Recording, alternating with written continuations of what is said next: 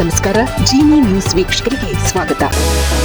ನಮ್ಮ ಹೆಮ್ಮೆಯ ಹಬ್ಬವಾದ ದೀಪಾವಳಿ ಯುನೆಸ್ಕೋದ ಮಹತ್ವದ ಮನ್ನಣೆಗೆ ಪಾತ್ರವಾಗಿದೆ. ಹಬ್ಬಗಳ ಹಬ್ಬವಾದ ದೀಪಾವಳಿಯನ್ನು representative list of the intangible cultural heritage of humanity ಅಂದರೆ ಮಾನವೀಯತೆಯ ಅಮೂರ್ತ ಸಾಂಸ್ಕೃತಿಕ ಪರಂಪರೆಯ ಪ್ರತಿನಿಧಿ ಪಟ್ಟಿಗೆ ಅಧಿಕೃತವಾಗಿ ಸೇರಿಸಲಾಗಿದೆ. ಇದು ಈ ಬೆಳಕಿನ ಹಬ್ಬದ ಸಾಂಸ್ಕೃತಿಕ ಮಹತ್ವಕ್ಕೆ ದೊರೆತ ಅತ್ಯಂತ ಮಹತ್ವದ ಜಾಗತಿಕ ಅಂಗೀಕಾರವಾಗಿದೆ. ದೆಹಲಿಯ ಕೆಂಪುಕೋಟೆಯಲ್ಲಿ ಯುನೆಸ್ಕೋ ಅಂತರ ಸರ್ಕಾರಿ ಸಮಿತಿಯ ಅಧಿವೇಶನ ನಡೆಯುತ್ತಿದೆ. ಈ ಅಧಿವೇಶನದಲ್ಲಿ ಈ ಮಹತ್ವದ ನಿರ್ಧಾರವನ್ನು ಕೈಗೊಳ್ಳಲಾಗಿದೆ. ಈಗಾಗಲೇ ನಮ್ಮ ದೇಶದ ಯೋಗ ಮತ್ತು ದುರ್ಗಾ ಪೂಜೆ ಈ ಪಟ್ಟಿಯಲ್ಲಿ ಸೇರಿದೆ.